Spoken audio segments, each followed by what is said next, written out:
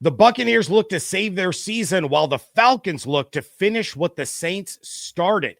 That and more on a Crossover Thursday episode of Locked On Falcons and Locked On Bucs.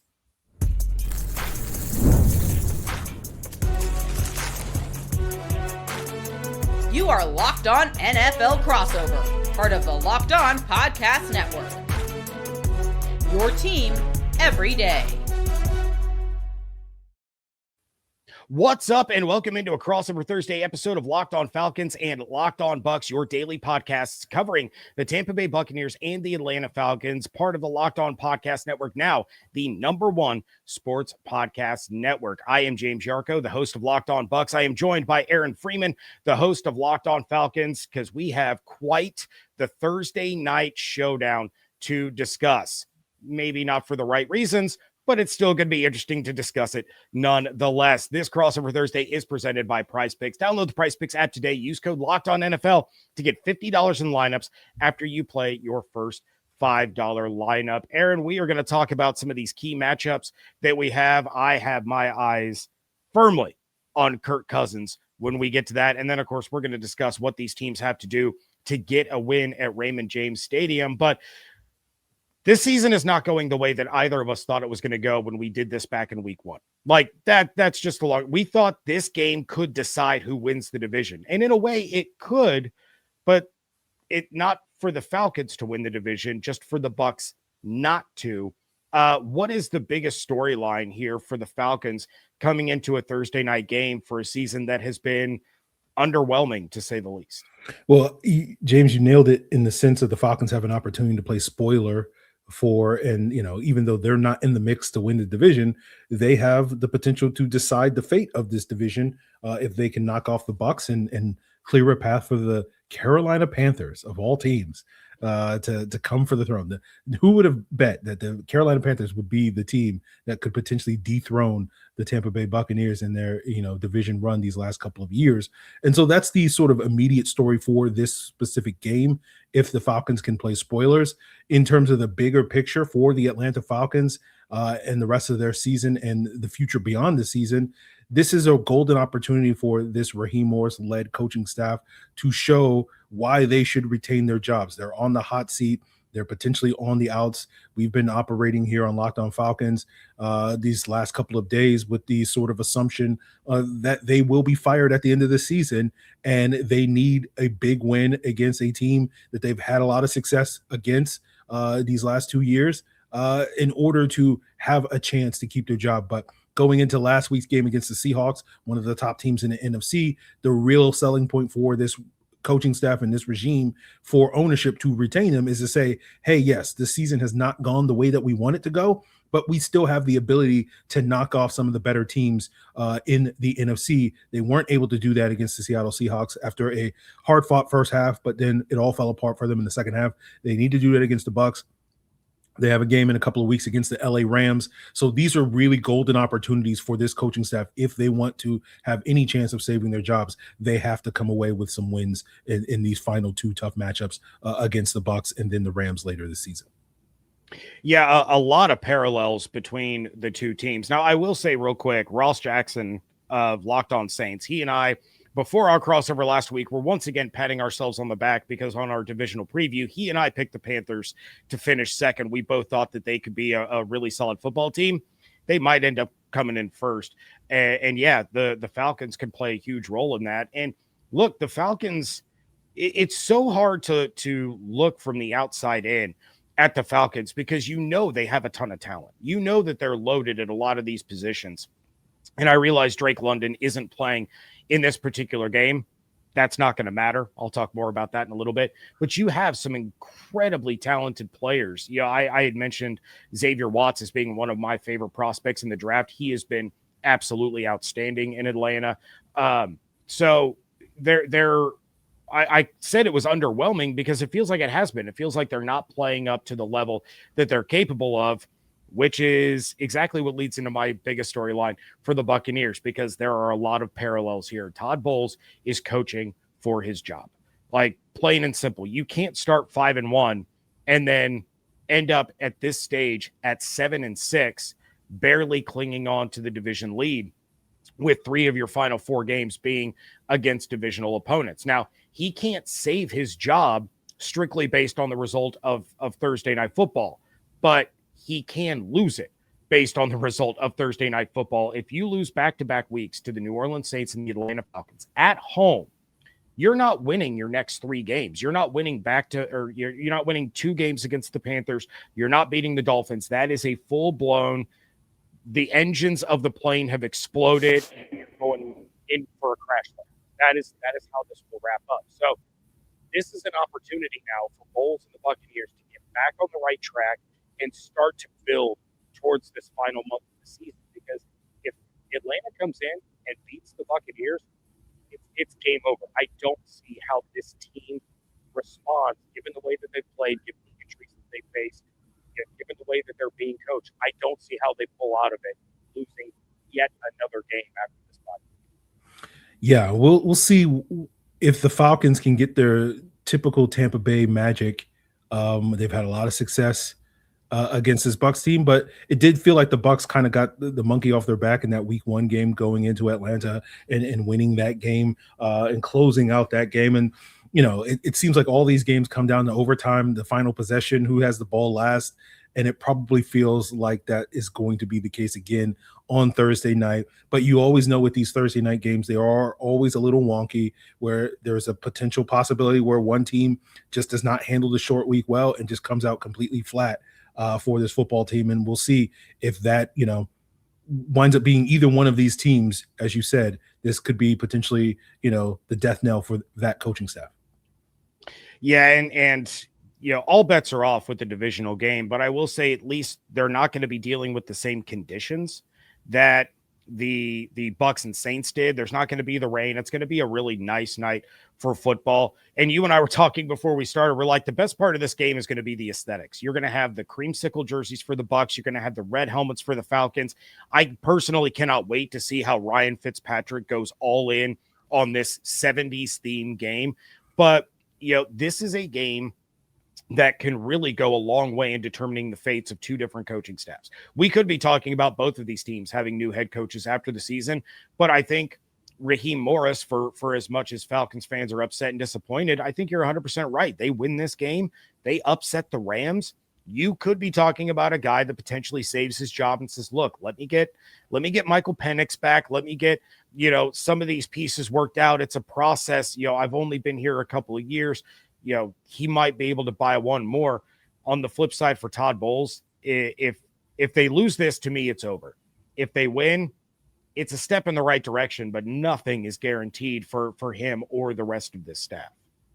Yeah, we'll see. We'll see with Todd Bowles, because it's tough, you know, from the outside looking in. You talk about that, where it's like the Bucs have won the division, you know, what, 3-4 years in a row, and it's like the possible one time that they slip up, you know, does it wind up costing Todd Bowles his job? But I think, you know, listening to Locked On Bucs these last couple of days, where it's just like a lot of the issues for this current Bucs team is their defense, and that's really the area of, you know, control for Todd Bowles. And if the defense is slipping, then you're like, what exactly is Todd Bowles bringing to the table at this point in time? And fortunately for Raheem Morris, the defensive side of the ball is the strength of the Falcons. You know, but it's really been a disappointing offense for the Falcons that have really kind of tanked their season with some of the quarterback play. But we don't have to worry about that, because Kirk Cousins and Tampa Bay Buccaneers, that means we're going to see elite quarterback play from the Atlanta Falcons quarterback for at least one time this season. It is Kirk Sember. And, you know, I mentioned just a little bit ago that Drake London won't play in this game. Well, coming up in these key matchups, I'm going to tell you exactly why that doesn't matter. That is coming up on today's Crossover Thursday episodes of Locked On Falcons and Locked On Bucs. This episode is brought to you by Prize Picks. The holiday season is one of the best times for sports. Bowl games, big basketball matchups, playoff pushes. It's all happening at once. And while we're all making choices every day, one of the most fun places to make the right call is Prize Picks. Prize Picks is the easiest way to get in on daily fantasy. Just pick more or less on at least 2 player stat projections, lock in your lineup, and you're in the game. It's simple, fast, and available in 45 states. Creating a lineup takes less than a minute, and the app makes the whole process smooth and intuitive. And the new Stacks feature lets you choose the same player up to 3 times in one lineup, like more on a quarterback's passing yards, touchdowns, and rushing yards. Download the PrizePicks app today and use code LOCKEDONNFL to get $50 in lineups after you play your first $5 lineup. That's code LOCKEDONNFL to get $50 in lineups after you play your first $5 lineup. PrizePicks, it's good to be right.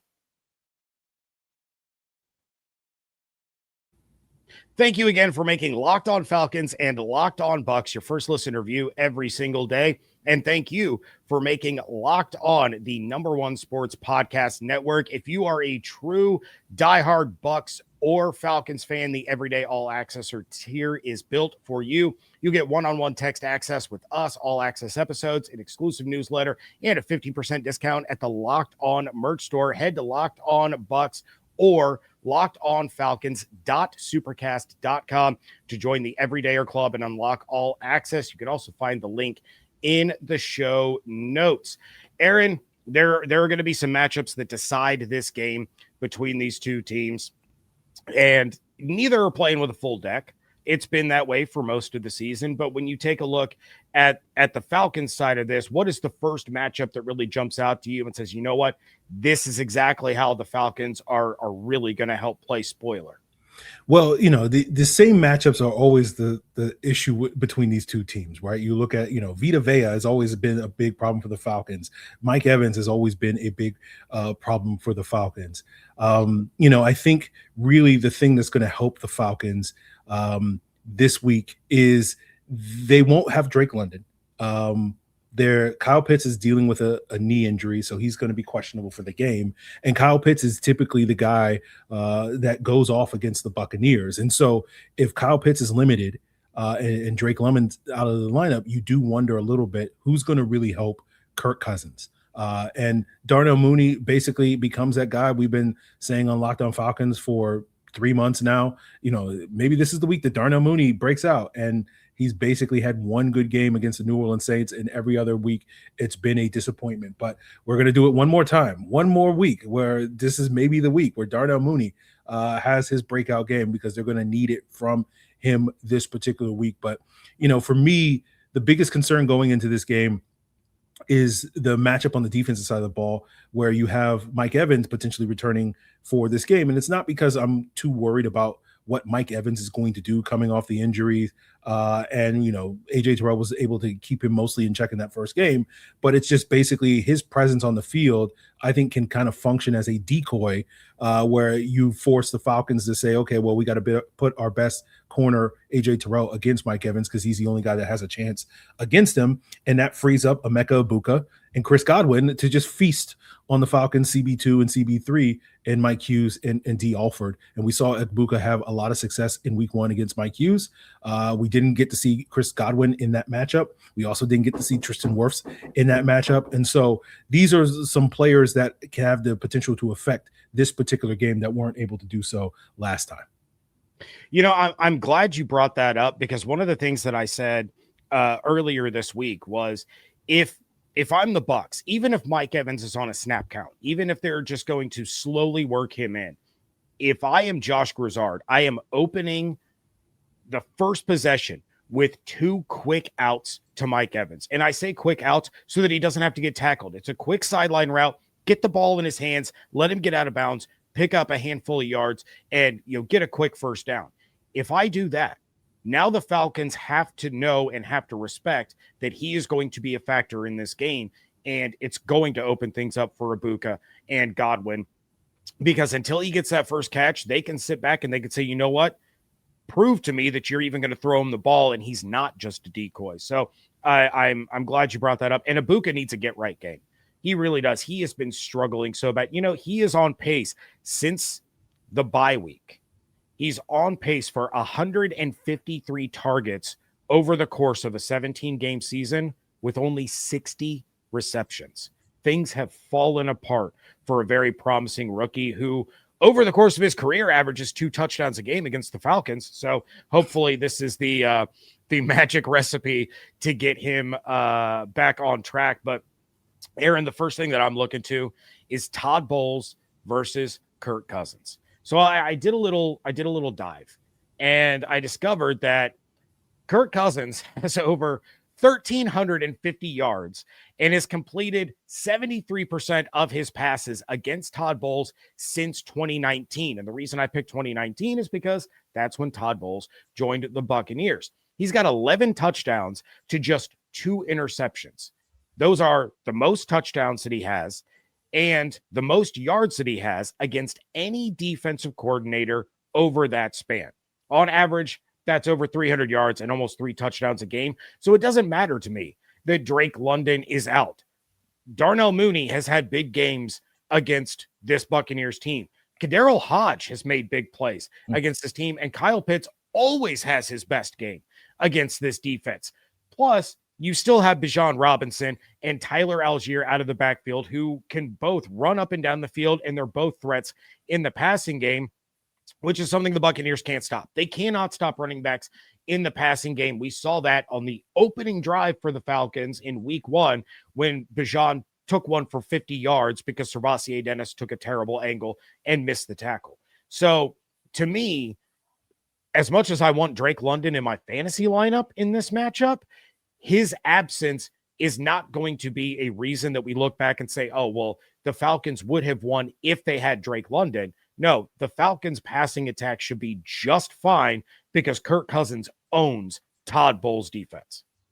Yeah, we will see if we get that version of the Falcons. This has been the issue, James, where it's just like, oh, well, the top Falcons should be able to do this, and then they don't wind up doing the thing that they should be able to do. That's one of the reasons why they're disappointing and why coaches might get fired at the end of the season. The other thing I want to see this team do that they haven't typically done, particularly with Tristan Wirfs in the lineup, is get after Baker Mayfield, right? Without Tristan Wirfs, the Falcons were only able to sack Baker Mayfield one time in that week 1 game. They were able to get a lot of pressure in that game, but they have to get Baker Mayfield on the ground because, as we saw in that game, if you allow Baker room to throw, he's going to be able to hit some of those throws on the back end. I know he's dealing with an injury and he hasn't been playing as well as late as he was at the beginning of the season, but certainly we know that Baker Mayfield, similar to Kirk Cousins, is more than capable of carving up this Falcons defense. And so I want to see this Falcons pass rush that has come alive this season get after Baker Mayfield and put him on the ground instead of one time. They need to do it like 4 or 5 times. And if they can do that, I think they'll win this football game. And my key for the Bucs offense is to avoid that entirely by running the football. And you're right, Baker is not healthy. He's not playing good football. So why wouldn't you lean on the most explosive guy on the roster to control the tempo and the clock and face the weaker portion of this Atlanta defense? And I'm talking about Bucky Irving. He has been more than solid since returning from injury. He's going to have to carry the load for an offense that seems to have really lost their way. Now, they did just lose Ben Bredeson for the rest of the regular season. He was placed on IR. That does not help matters.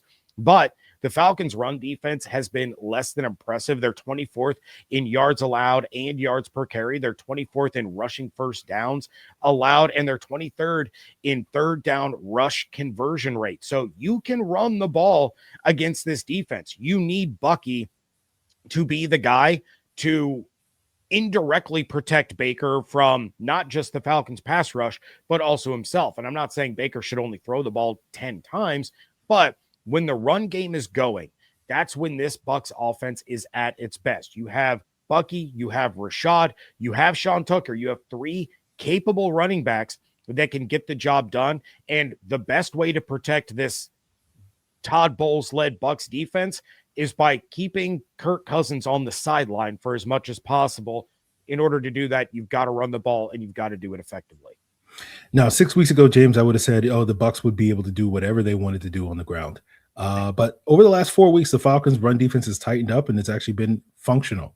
It's actually been not terrible where it was for most of this season, all because of Kentavious Street, of all people. Once he got into the lineup, Kentavious Street seemingly single-handedly has solved the Falcons' run defensive problems over the last 4 games, and they're actually performing at an above-average clip in terms of slowing down the running team. So that gives me some optimism that the Bucs won't just simply be able to hand the ball off to their running backs and just carve them up as they are capable of doing.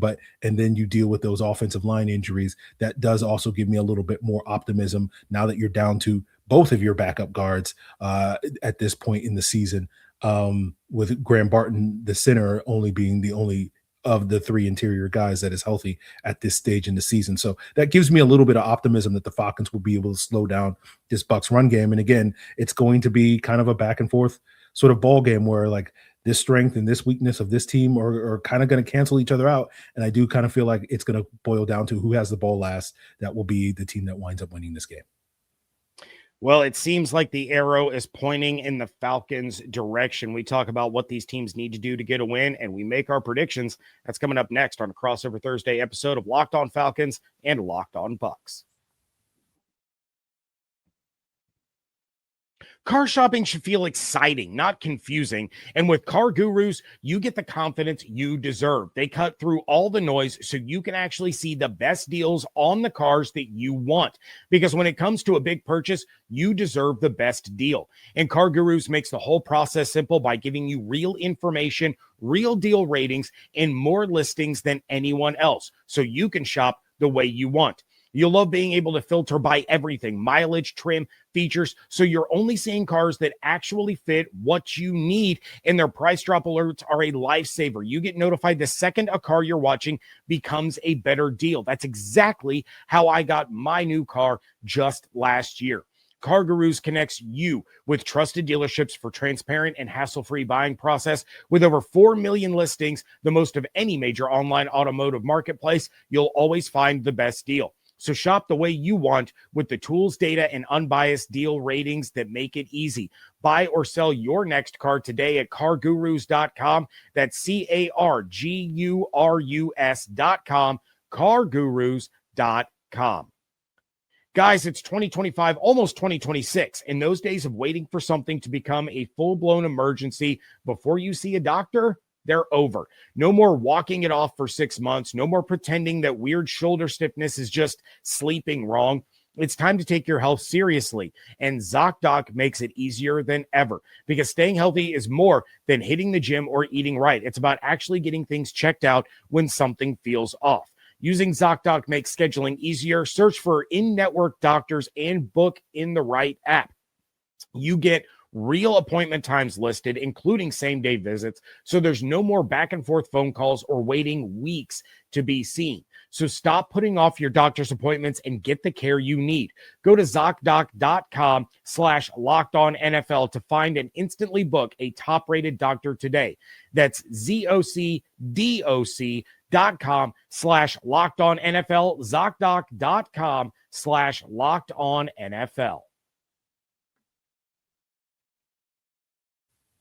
Wrapping things up here on a Crossover Thursday episode of Locked On Falcons and Locked On Bucs. And Aaron, they're under the bright lights on Thursday Night Football for the second year in a row. It's a change in venue, but it's the same teams. It's the same night. And it's aesthetically pleasing. Football might be a little questionable. What do the Falcons need to do to win this game? Well, I know the Locked On Falcons listeners are tired of me saying the same thing when we get to like the keys to victory on these crossover Thursdays. But I sit here and I say, the Falcons, I say, hey, do these things and you'll win the game. And then the Falcons don't do the things and they lose the game. And so I sit here and I go, like, if it ain't broke, I mean, the team is broke, but at least as far as keys to victory go, if it ain't broke, don't fix it. And so I say, instead of saying a fast start, we'll change the wordage and say they need to come out swinging. Right. We need to see Kirk Cousins show up in that first quarter, get this Falcons offense off to a fast start. This team has overwhelmingly been a front runner this season. When they start off strong offensively, they typically play better. Obviously, it's like, of course, yeah, if you score points early in the game, that probably means you're going to score more points. But like, that's been true of the Falcons. They have been one of the worst third quarter teams in the NFL. And they need to basically counteract that by playing really good football in the first quarter of games. Now, one thing that the Falcons might want to do, but Raheem Morris has shown no indication that he's going to do, rather than receiving the football to start the game, they might want to defer to the second half. Maybe that will help them jumpstart their offense in the second half of the game. So I would say that would be a key to victory. But since I don't expect the Falcons to do that, I'm not going to even mention it at this point in time. But if they can get off to a fast start, then maybe they got a shot to be able to, be in a position late in the game to win the game as they could. Well, at least you know that anytime the Falcons get a kickoff, they're returning it for a minimum of 40 yards because this Bucs kick coverage is absolutely abysmal. Like, might be the worst ever. I thought the Falcons were the worst over. So it's good. An unstoppable force versus an immovable object, two terrible teams that can't cover kickoffs. I vote we just get rid of the kickoff for this game. Both teams just start at the 50 every time. There you go. Are we in? All right, cool. My keys to victory is basically going to be one overarching key to victory that I don't know. The best way that I can phrase it is the Bucs need to get their heads out of their butts. Like, plain and simple. You are too talented of a football team to be playing this way. And last week against the Saints is a perfect example. If I told you that the Saints were 5 for 11 on third downs, you would think, okay, that's not great, but it's not the worst, until I tell you that all 5 of those third down conversions came in the second half. At one point, they were 5 for 5. They didn't fail on a third down conversion until their next to last possession. Meanwhile, the Bucs offense was 3 for 13. They went 2 for 7 on fourth down. So even when the kick coverage unit wasn't giving up half the field, the offense was. So the Saints had a short field the entire time. The middle of the field was wide open the entire time. This is basic pee-wee football stuff. You wrap up a guy to bring him down, and you cover the middle of the field. Wherever the sticks are, cover it. Servassier Dennis has been terrible in coverage. He's not playing this week. He is out with a hip injury, but he was the best that they had already. So you have Deion Jones coming in, who he's been serviceable, but he's not a starting caliber linebacker. Levante David has lost 2 to 3 steps this season. So this defense is going to be incredibly vulnerable. But they still have a ton of talent. And if you get your head out of your butt, you might be able to make a play or two against Kirk Cousins, who lost his job for a reason. Don't make him look like prime Brady. Make him look like current day Kirk Cousins. There you go. Go ahead. Oh, I was just going to say that this game, we're looking at the Bucs favored by 4.5 and over under a 44.5. Aaron, where are you? I know we don't get the Friday final preview, so if you're up for it, I'll give a score prediction. But how do you see this game going?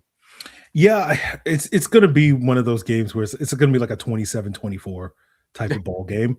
And I feel like because the Falcons special teams has been so bad, I'm going to give the edge to the Bucs, right? Like, why would I pick the Falcons to win a game because they've lost 7 out of the last 8? They should win this game, but I have no confidence. I've been beaten down, James, for the last 2 months, as opposed to you only been beaten down for 1 month. So I'm down bad even further than you are at this point in time with the Falcons. And so I got the Bucs winning this one, a 27-24 type of game. All right. So Bucs winning, Falcons covering, hitting the over on that score prediction. And look, I don't believe in this team. I don't. I have no reason to at this point in time. Todd Bowles, his defense is a shell of what it's supposed to be. The offense, with all the injuries, they're a shell of what they're supposed to be. And until they go out there and show that they're a competent football team that can put together drives that end in touchdowns, that can get stops when they need it to get off the field, I can't think that they're going to win. And, we said it already. It's fitting that the Bucs are going to be in their creamsicle orange because they look like the 1980s Bucs that, invented losing. That's just how it feels right now. They're a team that even when they're playing really well, they're constantly waiting for something to go wrong. And instead of rallying, they let the whole thing fall apart from then on. So I'm taking the Falcons to win this one. And I think it's going to be a 2-score game. I'm looking at this as like 30-21. Maybe even throw in a defensive score there. Since you don't, I'm guessing you don't think the Falcons can put up 30 offensively. No. I'll throw in a scoop and score. I'll throw in a Xavier Watts pick 6. So that's kind of where I see this going. And I won't pick the Bucs until they show me that they're actually capable of winning a football game.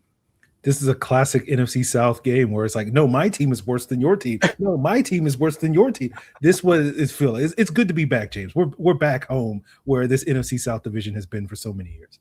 We are all the way back. I can't wait to talk to Julian next week on Crossover Thursday. It'll be the first time I've talked to him all year, and it's going to be like, oh, yeah, this game's for first place.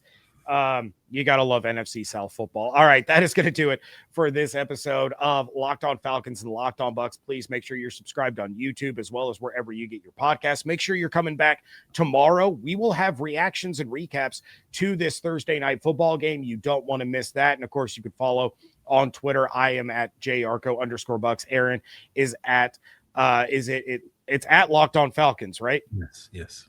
Okay. Yeah. So at Locked On Falcons over there. Hope you all have an absolutely outstanding day. Stay safe, stay healthy, fire the cannons, and whatever it is that the Falcons say.